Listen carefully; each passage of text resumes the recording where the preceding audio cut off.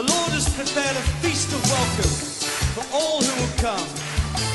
Let's take the invitation to the ends of the earth. God's trumpet sound, the angels sing. The feast is ready to begin.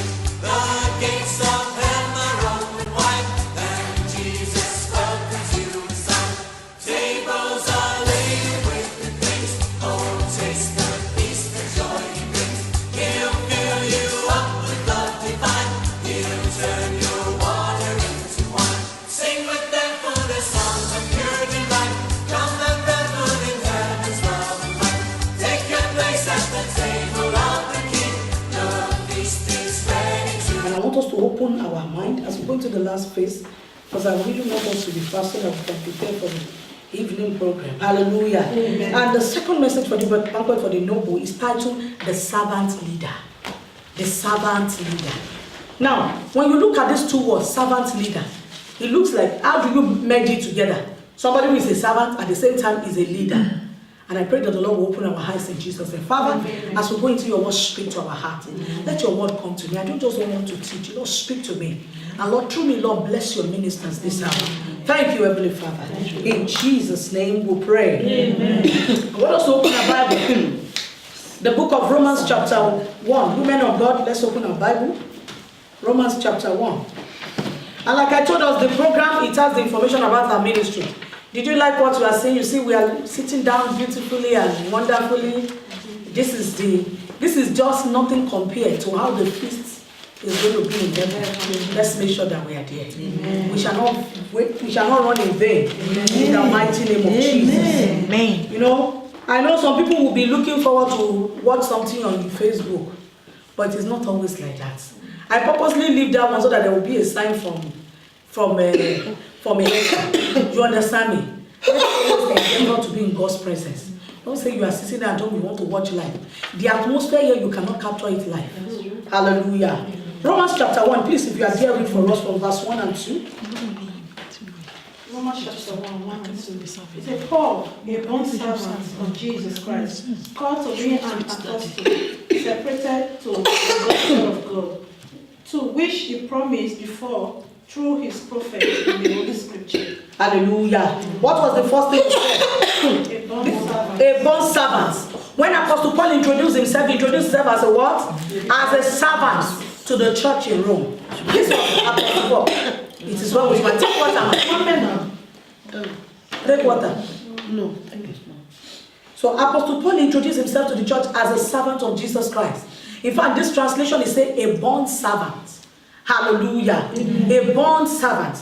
Amen. That is what he called himself. Now, when we look at the word servant, what does it mean? A servant is someone who performs duties for others. Like, look at the way our sisters have been serving us here, arranging one thing or the other. You understand me? They're serving us. You know, a servant is somebody, you know, you employ or you give an assignment to go and do something. And may I say to us here today that all of us were servants of God. Yeah. We have been called of God to do one or two things for him in his vineyard. And we will not fail the Lord. Amen. In the mighty name of Jesus. Amen. You know, a servant is somebody who is personally employed. In the book of Acts chapter 9 verse 16. Let's open Acts chapter 9. Acts is just before Romans. So you just turn your Bible to the other side. Amen. Acts 9:16. The scripture says something. He says, for I will show him how great things he must suffer for my sake. Hallelujah. I think one of the children is in church. I think some grown-up children are here. Yes. Bring one that the body is on ground to come and help us to hold camera. Okay, sir. You understand what I mean, that the body is on ground? Yes. That is the Lord. So that we will not bring the one that the anointing is greater than our own anointing. And they that shall be with us shall be very few. Because the anointing will just be moving him here and there. Hallelujah. Our topic is a servant leader. So, Acts chapter 9 verse 16, he says, for I will show him how great things he must suffer for my sake. In verse 15, he says, let's read from verse 15, Acts 9:15. He said, but he said to him, go thy way, for he is a chosen vessel unto me to bear my name before the Gentiles and before the children of Israel. Is a chosen vessel. So therefore, we also say that a servant is someone that is chosen by the Lord. You understand me? He's chosen and is employed in God's kingdom assignment. Hallelujah. Amen. God bless you, my brother. I want to give you this camera to hold for me. I should turn it on. No. That one is okay. I will give him this one. Okay. Go. Hallelujah. Amen.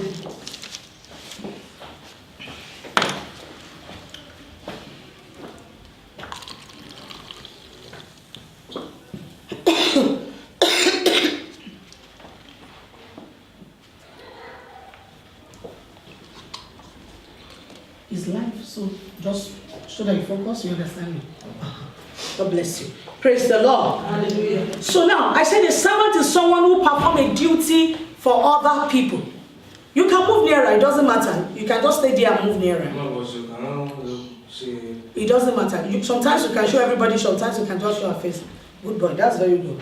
Amen. Amen. So Jesus personally chose Saul, who now became Apostle Paul. This was what the scripture is telling us in this Acts chapter 9, verse 15. It says, for he is a chosen vessel unto me to bear my name. So therefore, a servant is somebody you employed yourself. You choose that person. Nobody say, nobody, you know, it doesn't go like, I want to be your servant. You understand me? You are the one that will choose. Even if somebody comes to you and say, I want to begin to serve you, it is up to you to choose who you want to serve, who you want, to serve you. So primarily, Paul is a servant, and he is a servant chosen by the Lord, an instrument chosen by the Lord to do great and mighty things for him. So according to the scripture we read in Romans chapter 1, verse 1 to 2, Apostle Paul said something. Number one, he said, Paul, a servant.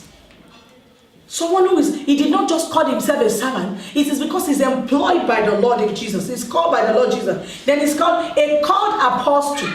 Hallelujah. Mm-hmm. So you choose your servant, then you call the apostle. We said in the first message that some may call to be pastors, some may call to be teachers, some may call to be evangelists.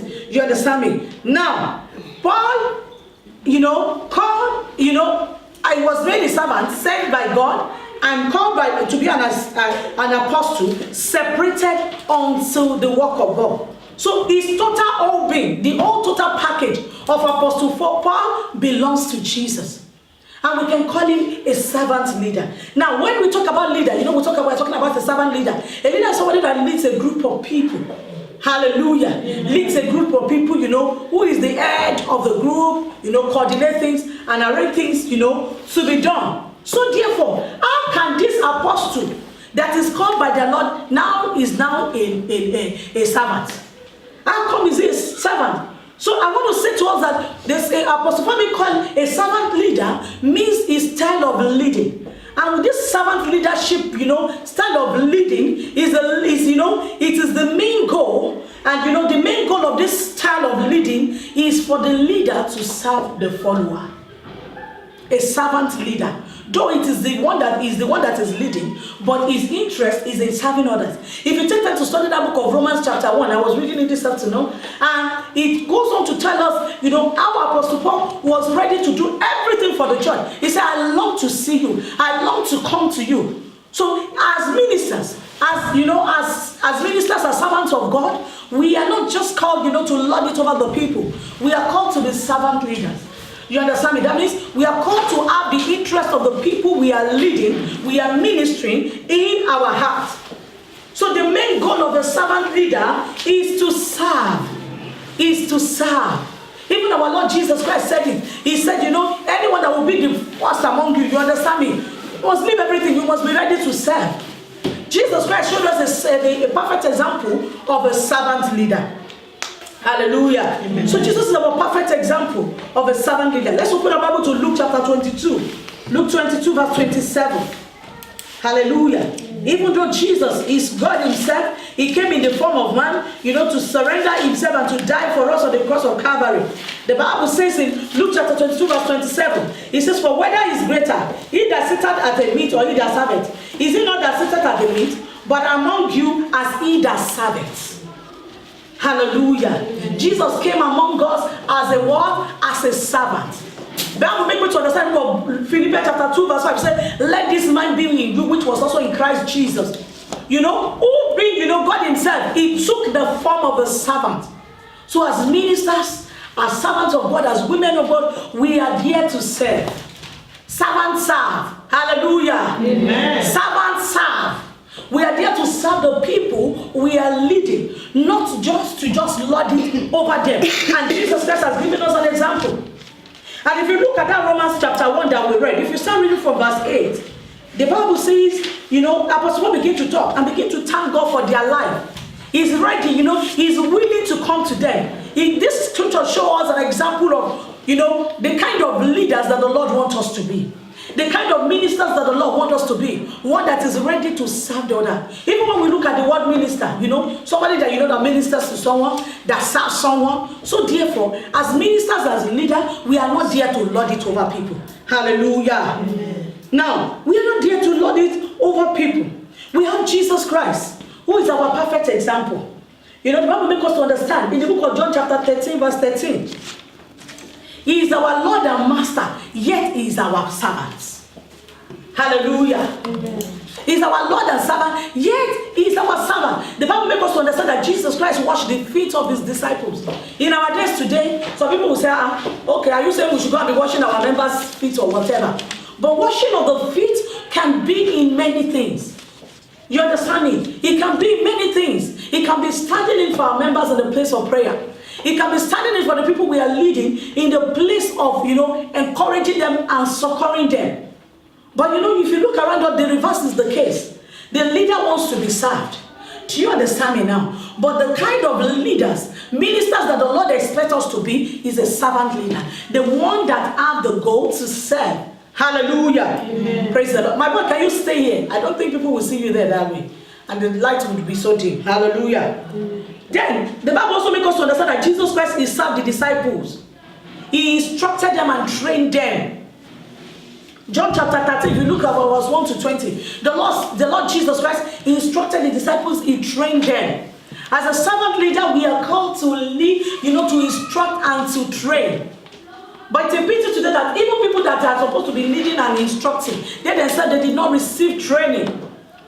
Hallelujah. Amen. Jesus Christ showed us an example. He trained. You understand me? You see, a leader is not a real leader until you can replicate yourself. You can train others. You can pour yourself into others. So as you are the head of that department, let it not be that it is only when you are there, that is when things work. Raise other people, train them, that they can do what that you are doing. Jesus said, the work that I do, greater works ye shall do. The flow of God and the grace of God as minister should not end with you. You must be able to replicate yourself. Hallelujah. Amen. It should not be that the choir will not be able to sing because the HOD of the choir is not there. Because nobody else knows how to do things. You understand me? Training. So even though our Lord Jesus Christ, is a servant leader. But the Bible makes us to understand in the book of John chapter 5, John 5:30, that He did nothing on His own authority. He's always referring to His Father. So a servant leader is one who is under authority. Who is leading who is leading you that you are leading others? Are you under authority? Are you under the tutelage of the Holy Spirit? Are you under the instruction of the Holy Spirit? Is the Lord speaking to you? Is the Lord guiding you? Who are the people that the Lord has placed over you? Some people want to lead others. They want to instruct others. But they themselves, nobody is leading them. You can't say anybody as the one that is leading them or that they are not listening to anybody. Even our Lord Jesus Christ, God Himself that came here on earth, He didn't do anything on His own authority. Hallelujah. So why would somebody now say, I'm doing it by my own power? I didn't just come here today. I came here because the Lord asked me to be here.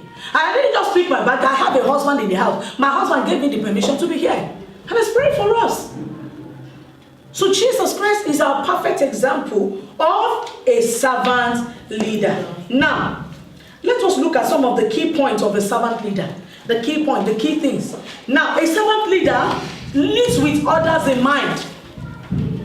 When she's leading, she leads with others in mind. She's not just taking decisions just because she can do it or just because she can afford it. Okay, in this department, I want us to all contribute 100 euro. You understand me? She just took that decision because she has it. She's not considering others. She want to have a program and you are not working, others are working, then you fix it in the morning. That is not a servant leader. You think of others. A servant leader think of other people. He put other people in mind. Hallelujah. Amen. He cares for the one he's leading. He's not just doing anything anyhow. Anyhow. Whether they can come or they cannot come, we just do it. Only me one. You cannot be only you one. You must be able to replicate yourself. Hallelujah. Amen. He cares about others. He cares about the people he's leading.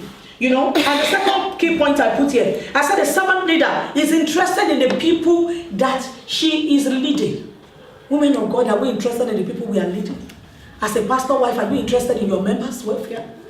Do you care about them? The Bible says we do not have an high priest that cannot be touched with the feelings of our infirmities. Can you be touched with the feelings of the infirmities of your members? Or the people that are following God under you? There are women in your church who have not had children for how many years? Have you ever thought of it that let me just gather them together, let's pray together? Have you think of how to, look at those who are not working and look at a way you can pray with them and encourage them? Or do we even think of their welfare? You see, our fingers are not equal. A servant leader is interested in the welfare of other people.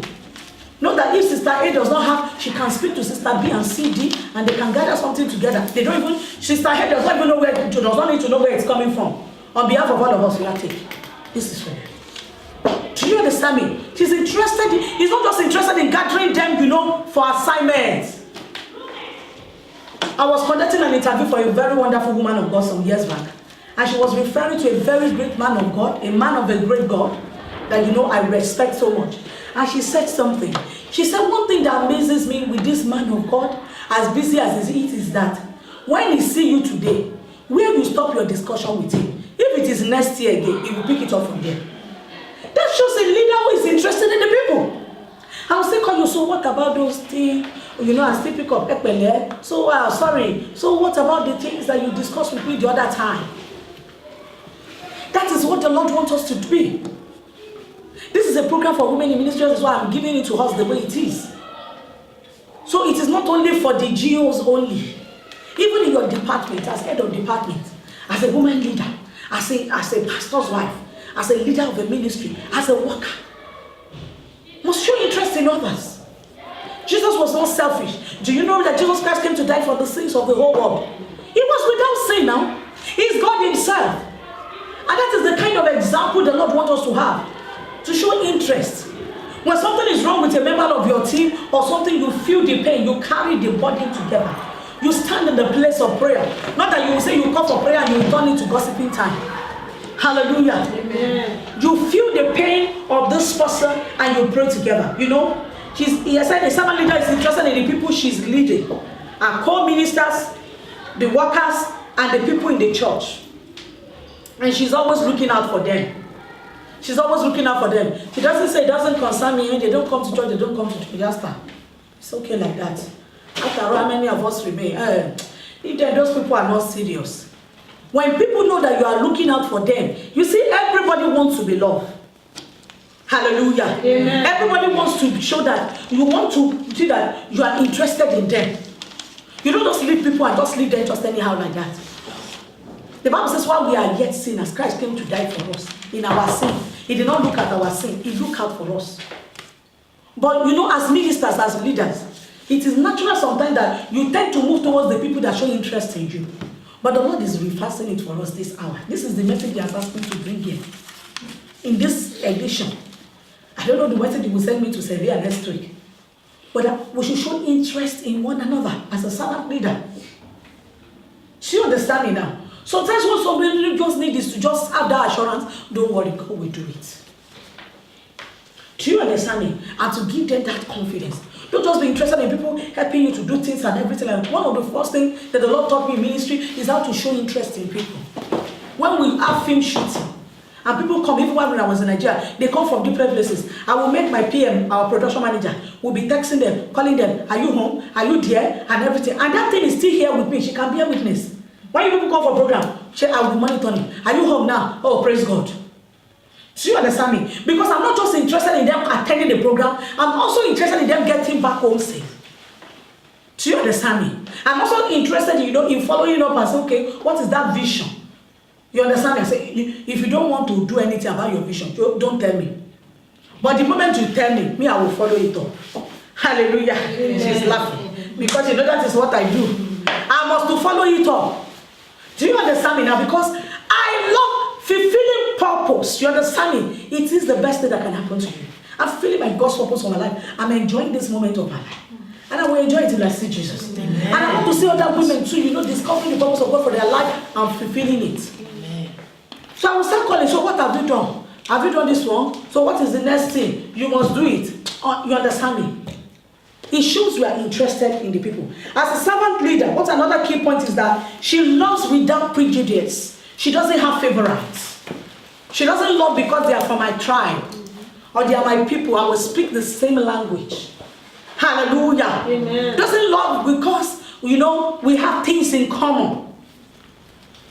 You understand me? This message is ministering to me myself. I didn't come here as a 100% minister to come and dish it. We prayed the other time. Come and dish it out, give it to them, take it and everything. Because sometimes when the word of God is going, some people will say, I know that word is talking to Sister A or Minister B. Don't pass it to the next person. Let the word of God come into your own heart. The Bible says the word of God is quick and sharper than any two-edged sword. It pierces through the bones and the marrow. It goes into all those places that ordinary people will not be able to penetrate. So let our hearts be open. Don't be, you know all those fowls that we have in Nigeria, those chicken. When they want to eat and they scatter the food on the ground, what would they be doing? They'll be using their leg to scatter it. And don't be a selective minister. It won't work. It won't go far. And selecting the one that favored you, and that's the one you pick or you think, how I wish Sister Hey is here today. This one is just going for her. It's going to you yourself. Hallelujah. Amen. She loves without holding anything back. She doesn't have sentiments. I said this one, they were tried people. I was telling you the other time, so when we came to Spain, and I realized it is my people from Edo State that are full here. Initially, I was like, God, what am I doing here? But by the grace of God, even I'm learning the song, I'm learning to dance. Hallelujah. Amen. Praise the Lord. Amen. I'm learning the song. The other day, they were singing one song that I had to go and meet one big sister. I said, what is the meaning? We always dance this song. What is the meaning? Tell me. Showing interest. Do you understand me now? I said I had to learn to speak pidgin language so that everybody will not feel intimidated. That's some of the traits of a servant leader. At a time when we were shooting movie, I had to, people cannot read. I will say it in their mouth. I say it the way I say it. Why? Do you understand me? Because I believe that your not being able to read should not be a limitation to you serving God. So a servant leader, she loves without prejudice. She loves dearly. She loves clearly. And as a servant leader, another key point is that a servant leader prefers one another. He sees the good in others. He's able to identify the area of specialization of everybody and give it to them. I bless the name of the Lord for the wonderful women of God that the Lord has brought around my life. Some of them are watching, some of one is here. And one of the things that the Lord helped me to do is to recognize everybody's strengths. You see, there's nobody that does not have weakness. As a servant leader, you must be able to recognize the strength and the weakness of the people. You leverage on their strengths. Make use of their strengths. Leave those weaknesses apart. Give them the area where this is the area of their strengths. And in corner, you are praying for them. God help them in this, whatever. Do you understand now? You know that it's not as if you want to abuse Sister B. She cannot read Bible very well. And you want to organize program. Then you don't go and give her Bible to read. But she knows when it is to coordinate program. She can do it very well. Give her that one that she can do. Leave the one she can't do. Hallelujah. Amen. You understand me now? When we talk about, we are going to moment of encounter shortly now. Because it is a worship atmosphere kind of program. I know she can do this. Holy Spirit. That is what God wants us to start here. Leverage on people's strengths. Hallelujah. Amen. Leverage on their strength. The area that you know that they are good, give it to them. Do you understand me? As you encourage them in other weak areas. As a servant leader, she prays passionately for the people she's leading. When there is a problem with them, then there is a problem, you take it up as well too. Sometimes ago, some months ago, and I can't remember whether it is this year or last year, there's a sister who has been in our ministry. She served with us in the ministry many years ago. Many years ago. My sister, you can go and see. Many years ago, she served in the ministry with us. And she's not living in another country. Then, very late in the night, one day, she sent me a message. And you know what was in the message? She needed prayer urgently. She said, please, he said, I have prayed, but it's like God is not hearing me. He said, she said she's seeing life is going out of her. She's dying. That day, you understand me? I became restless in my spirit. I went to grab my husband. It was late in the night. We started praying, mentioning her name, and we began to remind God. I said, Father, for the sake of her labor, he overcome her. No, I refuse. She's not going to go. She's alive and healthy today. Amen. Even though she's not a member of the ministry again, that's a servant leader. I'm praying for grace to do more. She prayed passionately for the people. She doesn't just leave them and say, hey, just find yourself, find yourself. You know me, I'm busy with other things. Hallelujah. Amen. So, she also recommended in the book of Romans chapter 16, verse 1. Romans 16, verse 1. Apostle Paul was recommending Deaconess Phoebe. He said, see, Deaconess Phoebe, a servant of the church. But you know that he could recommend Deaconess Phoebe because Deaconess Phoebe was serving the Lord faithfully. You understand me? So a servant leader is not is the one that will not sit on the members. You get what I mean now? Will not sit on them and say, if I don't shine, you don't shine. He allowed them to fly, to let the gift of God in them find expression. If Apostle Paul did not give Deaconess Phoebe the opportunity to try, would you have known that she's a succorer? That she's good in hospitality?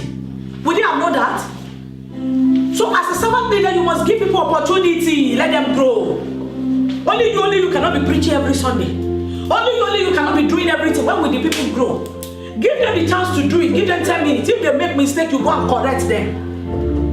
You understand me? You call them apart and say, you see, God bless you. You try. You really try. See that one? That scripture you quoted was not correct. Next time you write it out. Thank you. Hallelujah. Amen. Praise the name of Jesus. Hallelujah. Also, she recommends them. And then I put here number 7. That as a servant leader, she delegates assignments.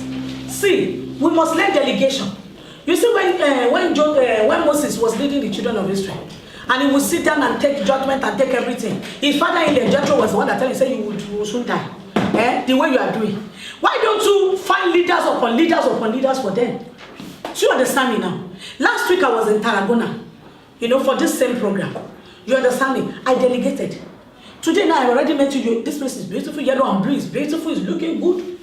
When I say, food and everything, say, Mama, don't worry. Pastor Joseph said, Mama, don't worry, we have arranged that. Then I said, okay, no, I must also bring something. Let me bring something from where I'm coming. Do you understand me now? Learn to trust people and delegate things for them to do. That way you are helping them to grow. Do you understand now? I told Pastor Joshua, I said, okay, this is the idea, this is the way I want the table to be. Now she has added that to her home. All the other people too, you have added that to what you know. Say, oh, I want to do a banquet. You see, the table, they even got a blue flower set.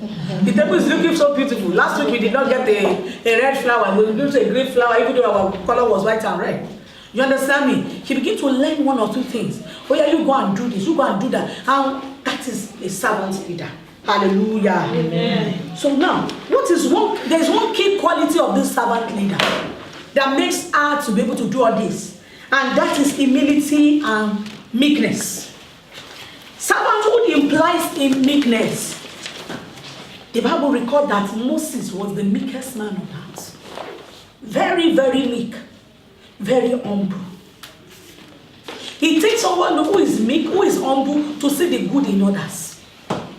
When you are not meek, you can't. A proud person only see herself. She doesn't see any other person. Hallelujah. Amen. Only see herself. She does not see any other person. So therefore, it is very important for us to recognize this quality, that meekness. Now, I want to make this important point as I begin to round off. See? Now, your personal work with God as a minister will put you in a position to lead. So your personal relationship with God is very, very important. You understand me? Meekness is not something that you receive by impartation. It's a fruit of the Spirit. It is not like I will lay hands on you and say, receive the spirit of meekness. You don't get that one like that. your personal work with the Lord correcting you, instructing you, like that. So therefore, as a servant leader, let your knowledge come from the word of God. And you must be able to communicate it to others too with clarity and conviction. You understand me? There are teachers and there are teachers. They are communicated with clarity and conviction. A teacher that is fully convinced about something, when you see her talk, you see it in her. She doesn't say, do as I say, don't do as I heard. Do you understand me? She teaches with her lifestyle. As ministers, if unbelievers are to look at us and they use that as a case to say whether they will come to church, will they come to the church? No, don't just think within you. The way you are living your life now, the way you are now, will unbelievers come to church the way you are? So therefore, it is time for us to look inward. It's time for us to look inward. This is the message of the Lord to H.A. Alicante in this banquet for the nobles. That is why the Lord called us out of the many. You understand me? And give it to us raw. Abi, is it not raw? Yes. The way it is. Hallelujah. Amen. So that we can ask God to work on our life. And of course, there are, a servant leader. You understand me? Will continue to go from one level of glory to another. Why? His lineage cannot go down. Why? Because she's replicating herself. And so a servant leader has many great rewards on this earth and even in heaven. Because some people will just walk to you one day in heaven and say, you don't know me, don't worry. I'm the one that Sister A, I said, I don't know Sister A, and it was Sister B that trained that one. They said, which is Sister B? Before you know it, around the 7th generation, because you have decided to pour out. The one you are pouring out to is pouring into others. How many of us want the heart of a servant leader? How many of us want the heart of meekness? Let's stand up on our feet. My brother, please bring the camera. God bless you. Sister Topa, you can help me to hold that one. Okay. How many of us want the heart of a